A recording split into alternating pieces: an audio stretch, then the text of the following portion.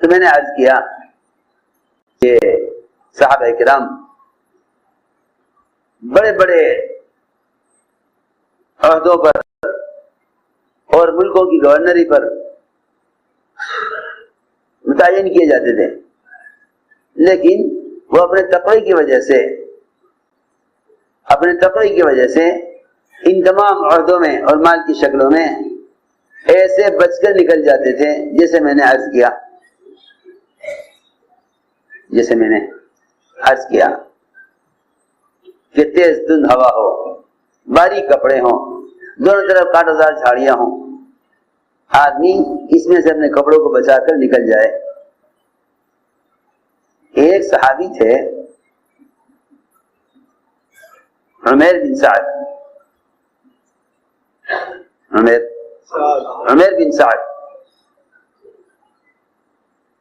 عمر رضی اللہ تعالی عنہ نے ان کو حمص کا گورنر بنایا۔ حمص کا گورنر کو کیا ہوتا ہے کہ جی گورنر کا کام یہ ہے کہ اس پورے علاقے کی، پورے صوبے کی تمام ضروریات کو دیکھیں اور مرکزی حکومت کے تعاون کرے۔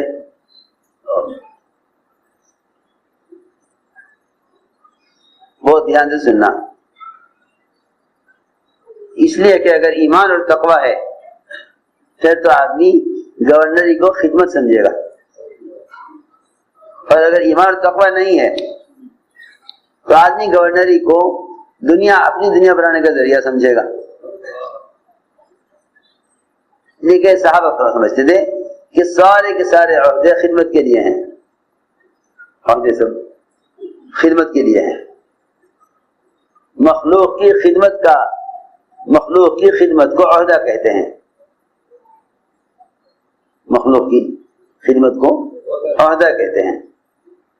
اس لیے یہ بات ذہن میں رہے کہ دنیا کے مناصب یہ دنیا نہیں بلکہ آخرت ہے۔ میری بات توجہ چاہتی ہے بہت لوگ دنیا کے مناصب کو دنیا سمجھتے ہیں کہ وزارت، صدارت، حکومت، گورنری سب دنیا ہے۔ نہیں، دنیا نہیں ہے، یہ تو عین دین ہے، یہ تو عین دین ہے۔ کیا عرض کروں، اس زمانے میں مسلمان یہ سمجھتا ہے کہ سارے عہدے اور منصب غیروں کے لیے ہیں اور ہمیں ان کے ماتحت رہ کر زندگی گزارنی ہے۔ حالانکہ اگر مسلمان اپنے اللہ کے درمیان کے معاملے کو درست کر لے اور امانت پر آ جائے تو اللہ رب العزت سارے عہدے غیر سے چھین کے مسلمانوں کو دے دیں۔ تمہیں کیا بتاؤں حضرت کی بات۔ اس زمانے میں مسلمانوں کا حال یہ ہے کہ وہ کسی عہدے منصب پر آنے کے لیے سب سے پہلے الیکشن لڑتے ہیں۔ کیا کہتے ہیں؟ ہاں، سننا غور سے بات، الیکشن لڑتے ہیں کہ وہ چاہتے ہیں کہ پبلک ہمیں اختیار کر لیں تاکہ پھر ہم اس عہدے پر آ جائیں۔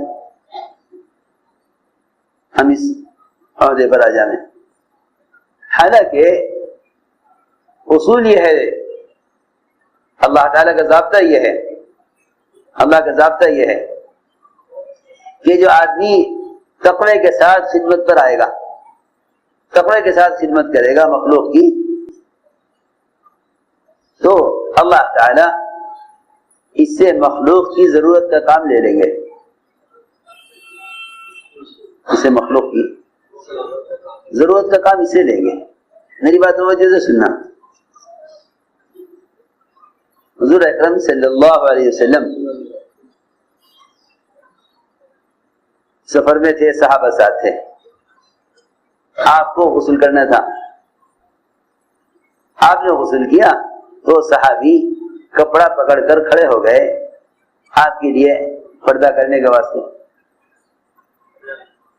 آپ کے لیے پردہ کرنے کے لیے آپ نے غسل کیا، صحابی نے کپڑا پکڑا، پردہ کیا، آپ نے اس پردے کی آڑ میں غسل فرمایا، غسل ہو گیا۔ وہ صحابی کہنے لگے کہ یا رسول اللہ آپ تشریف لے جائیں، میں غسل کر کے آتا ہوں۔ بھائی تم غسل کرو گے؟ چلو غسل کرو، میں کپڑا پکڑتا ہوں، میں کپڑا پکڑتا ہوں، میں کپڑا پکڑتا ہوں، تم غسل کرو۔ میں کپڑا پکڑتا ہوں، تم غسل کرو۔ اللہ تعالی دنیا کا نظام ایسے ایمان والوں کے ہاتھ میں دیتے ہیں کہ جنہیں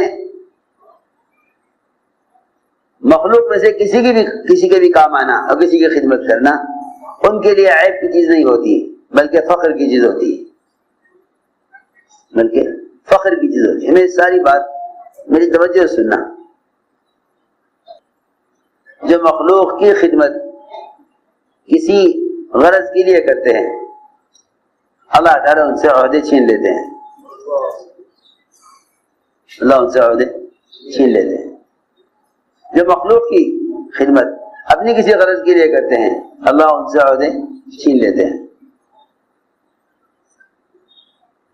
اور جو مخلوق کی خدمت صرف اللہ کے لیے کرتے ہیں اور اس پر ان سے کوئی معاوضہ نہیں چاہتے، اللہ تعالی ایسے لوگوں کو غیروں سے عہدے چھین کر ان کو دے دیتے ہیں۔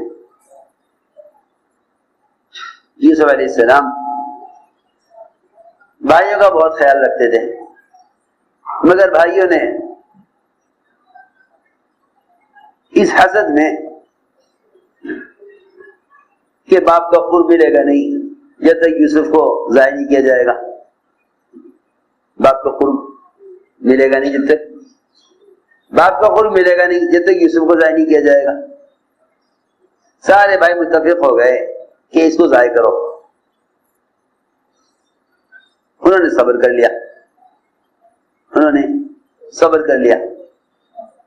پھر بھائی آئے کیونکہ معاملہ ایسا ہے اللہ کے یہاں کہ مومن جب ایمان والوں کی طرف سے آنے والی اذیت پر صبر کر لیتا ہے نا تو اللہ تعالیٰ ستانے والوں کو محتاج کر دیتے ہیں، اللہ ستانے والوں کو محتاج کر دیتے ہیں۔ یہ نظام ہے، بشرط یہ کہ انتقام کا جذبہ نہ ہو، انتقام کا جذبہ نہ ہو تو اللہ تعالیٰ ستانے والوں کو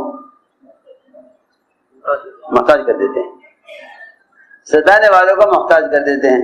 سارے بھائی محتاج ہو کر آئے، اے بادشاہ تجھے اللہ نے مال دیا ہے، ہمیں بھی کچھ دے دے، ہم بڑی تنگی سے آئے ہیں، بڑے فقر و فاقے میں ہیں۔ یوسف علیہ السلام نے اتنا دیا کہ ضرورت تو پوری ہو جائے لیکن محتاجگی باقی رہے، محتاجگی باقی رہے۔ سارے بھائی آئے، محتاج ہو کر آئے۔ یوسف علیہ السلام نے ان کے ساتھ معاملہ پھر بھائیوں والا کیا۔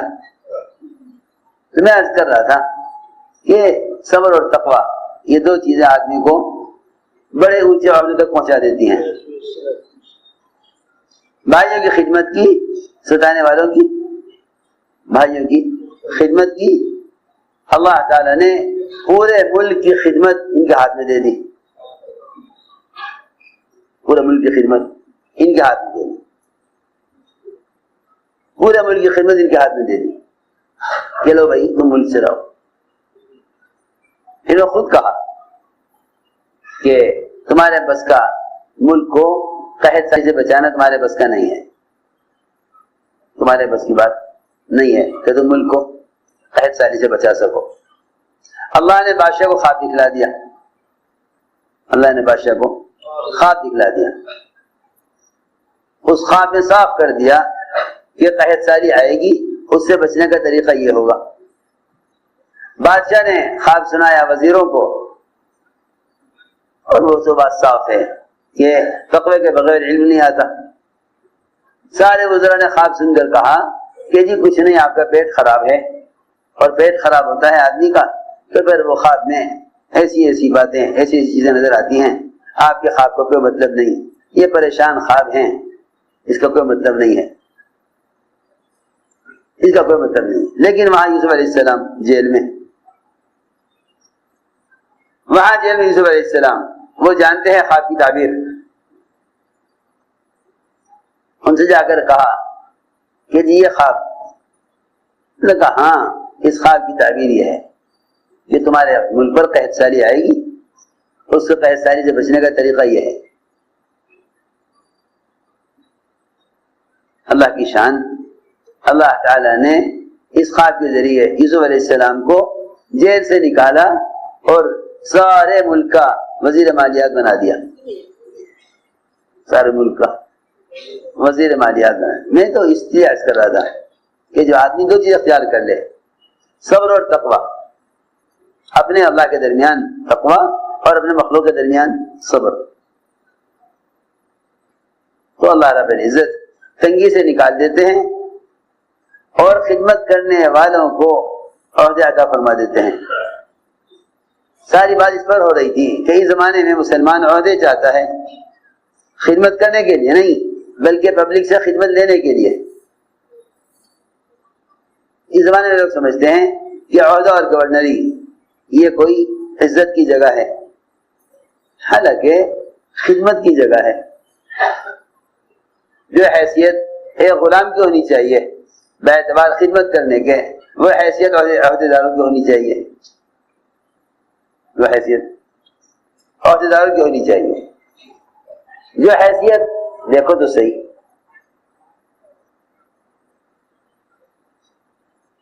قافلہ آ کر ٹھہرا مدینہ منورہ میں، ایک بچے کے رونے کی آواز آئی، حضرت عمر نے آ کر کہا ارے کس کا بچہ ہے یہ؟ وہ اس کی ماں، بچے کو سنبھالنا نہیں آتا، بچہ رو رہا، ماں نے پھر بچے کو بہلایا، ماں نے پھر بچے کو بہلایا، تھوڑی دیر بعد پھر بچہ رویا، پھر تو لوگ اٹھ کے آئے کہ کون ہے یہ بچہ رو رہا ہے، چپ نہیں کیا جاتا اس کو؟ 2 مرتبہ ہو گیا، تیسری مرتبہ عمر اٹھ کے آئے، اس عورت سے کہا ارے اس بچے کو سوکھا کر لے۔ عورت نے کہا، اس عورت نے کہا کہ اس بچے کو میں کیسے چپکا کر لوں اور اس بچے کو کیسے سکون ہو؟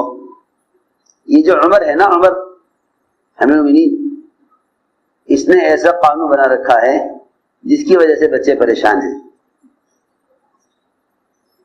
جیسے بچے پریشان ہیں، اس عمر نے ایسا قانون بنا رکھا ہے جس سے بچے پریشان ہیں۔ قانون یہ بنا رکھا ہے عمر نے، اتنی پہچانی کون ہے؟ اس لیے کہ آدمی عہدے سے پہچانا جاتا ہے، خدمت سے نہیں پہچانا جاتا۔ اسی لیے فرمایا اگر تم جماعت کے امیر ہو تو ایسے خدمت کرو، ایسے خدمت کرو کہ لوگ سمجھیں کہ جماعت کا ایک ساتھی ہے، ان کی ذمہ خدمت کی گئی ہے۔ اور اگر تم امیر نہیں ہو، ذمہ دار نہیں ہو، تم اتنا فکر سے کام کرو کہ لوگ سمجھیں کہ شاید یہی امیر ہے۔ یہاں آنے والا پوچھا کرتا تھا تم میں سب محمد کون سے ہیں؟ پوچھتا آنے والا ایکم محمد، ایکم ابن عبد المطلب، اس لیے کہ آپ صلی اللہ علیہ وسلم صحابہ کے ساتھ خدمت میں ایسے مشغول ہوتے تھے کہ نیا دیکھنے والا سمجھ نہیں سکتا تھا کہ ان کے ذمہ دار، ان کے امیر، ان کے نبی کون ہیں، وہ نہیں دیکھنے والا نہیں سمجھ سکتا تھا۔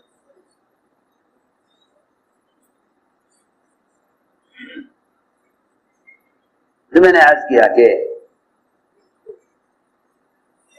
عمر رضی اللہ تعالی عنہ سے عورت نے کہا کہ جو عمر ہے اس نے بچوں کو پریشان کیا ہوا ہے،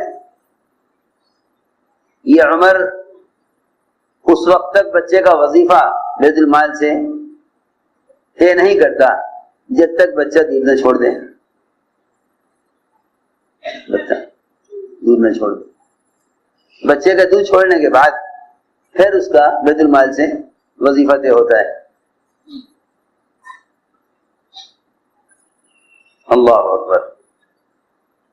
عمر رضی اللہ عنہ اس پر اتنا روئے کہ فجر کی نماز حضرت پر پڑھا نہیں سکے، اتنا رونا غالب آ گیا تھا. اور یہ فرمایا کہ عمر تو نے پبلک کے کتنے بچے قتل کر دیے ہوں گے اب تک؟ پبلک کتنے بچے قتل کر دیے ہوں گے؟ کیونکہ بچے اس لیے رو رہا تھا کہ ماں دودھ چھڑانا چاہتی تھی. ماں نے یہ کہا عمر حضرت عمر سے تجھے پریشانی کون ہے؟ کہہ رہے تو نے بھی ہمیں پریشان کر دیا، رات ہو گئی، تجھے بار بار آتا رہتا ہے. میں یہ بچے اس لیے رو رہا ہے کہ میں اس کا دودھ چھڑانا چاہتی ہوں. میں کیوں چھڑا رہی؟ دودھ کیوں نہیں پلاتی؟ کہ ہاں یہ عمر ہے، اس نے ایسا قانون بنا رکھا ہے، یہ تو دودھ نہیں چھڑایا جائے گا، وظیفہ نہیں دے ہوگا، اور یہ ابھی دودھ چھوڑنے کا وقت ہوا نہیں ہے.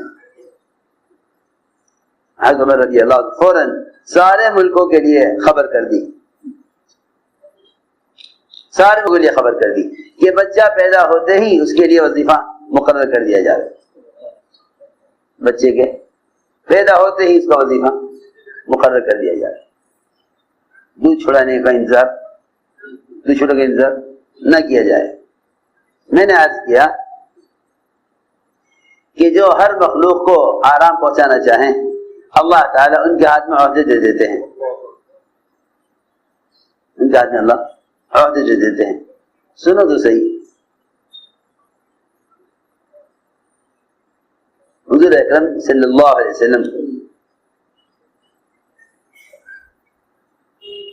آپ سارے عالم، تمام عالم اور عالم کی ہر مخلوق کے لیے رحمت ہیں. عالم کی ہر مخلوق کے لیے رحمت. انسان تو انسان، اگر جنگل کے جانوروں کو بھی کوئی تکلیف ہوتی تو آپ کے پاس آتے، آپ کے پاس آتے. جنگل کے جانوروں کو بھی تکلیف ہوتی آپ کے پاس آتے. ایک مرتبہ ایک اونٹ دیوانہ ہو گیا. اونٹ دیوانہ ہو گیا. اونٹ دیوانہ ہو جائے اس سے زیادہ خطرے کی کوئی چیز نہیں. انسان کی کھوپڑی چبا لیتا ہے. لوگوں نے آ کے عرض کیا آپ سے کہ رسول اللہ آپ ذرا خیال رکھیے گا، اس طرف ایک اونٹ ہے دیوانہ ہو گیا ہے، اس طرف کوئی نہ جائے. آپ باہر نکلے، فرمایا کہاں ہے وہ اونٹ؟ کہ جی وہ اس طرف، یہاں کھجور کے درختوں میں ہے اس طرف. آپ اس طرف چل دیے تنہا. صحابہ چیخے، عرض کیا رسول اللہ ادھر نہ جائیے، ادھر نہ جائیے، ادھر ہی وہ اونٹ ہے. لیکن آپ چلے اس طرف. اس نے دور سے آپ کو دیکھا تو دوڑتا ہوا چیختا ہوا آپ کی طرف بڑھا. صحابہ گھبرا گئے. فرمایا نہیں گھبراؤ مت، یہ اپنی کچھ شکایت ہم سے کرنا چاہتا ہے. آپ صلی اللہ علیہ وسلم کھڑے رہے. اونٹ آیا، اس نے آپ کے کان میں ساری بات کھڑے ہو کر آپ سے کی. میرا مالک مجھے اتنا چلاتا ہے، کم کھلاتا ہے، بہت زیادہ رکھتا ہے، مجھے اتنا استعمال کرتا ہے، آرام مجھے ملتا نہیں. ساری شکایت اونٹ نے آپ سے کی. فرمایا کس کا اونٹ ہے یہ؟ کہ جی وہ فلاں آدمی کا، بلاؤ اس کو. اسے بلایا. فرمایا دیکھو اونٹ یہ کہہ رہا ہے، اونٹ تمہاری یہ شکایت کر رہا ہے، اونٹ تمہاری یہ شکایتیں کر رہا ہے. کہا جی ساری بات صحیح کہہ رہا ہے. دیکھو تو صحیح، اگر واقعی کوئی امت کے لیے رحمت اور شفقت اور خدمت کا ارادہ کرے تو اللہ تعالی جانوروں کو بھی اس بادشاہ کے پاس جس نے اپنے دروازے سے باہر کے گیٹ سے لے کر اپنے گھر کے اندر اپنی سونے کی جگہ تک رسی باندھی ہوئی تھی، اس میں گھنٹی لٹکائی ہوئی تھی. ایسا نہ ہو کہ کوئی فقیر آ جائے، کوئی محتاج، اچانک کوئی بات پیش آ جائے اور بادشاہ تک نہ پہنچ سکے، لہذا مین گیٹ پر کسی دربان سے ملنے کی ضرورت نہیں، بلکہ رسی ہلا دی جائے جس سے بادشاہ کے اندر کے کمرے میں خاص محل میں گھنٹی بجے گی اور فوراً اس کی حاجت کو پورا کیا جائے گا۔ اور اللہ کی شان، رات کو آدھی رات کو گھنٹی بج گئی، بادشاہ نے کہا دیکھو بھائی کیا ضرورت ہے، یہ اس وقت کون آئے گا، اور یہ تو آپ کے آرام کا وقت ہے، آرام کریں، چھوڑیے، نہیں دیکھو کون ہے، ضرورت پوری کرو۔ وہاں پہنچے، پتہ چلا انسان کوئی نہیں ہے، وہ تو بھینسا گزر رہا تھا وہاں سے، اس نے جو سر اٹھایا اوپر تو اس کے سینگ میں رسی الجھ گئی، اس کے سینگ میں رسی الجھ گئی، بھینس کے سینگ میں، بھینس کے سینگ میں رسی الجھ گئی بھینسے کے، اور کچھ نہیں ہے۔ یا نہیں، ایسا نہیں ہو سکتا، جو اللہ اس رسی کو ایک محتاج انسان سے کھنچواتا ہے، اسی اللہ نے اس رسی کو ایک بھینسے کے سینگ میں الجھا کر میرے پاس ضرورت کے لیے بھیجا ہے۔ اگر میں نے اس کی ضرورت کو غور نہ کیا بھینسے کی، تو اللہ تعالیٰ مجھ سے میرے عہدے کے بارے میں سوال کریں گے، سے کھنچ گئی، ایسا نہیں ہو سکتا۔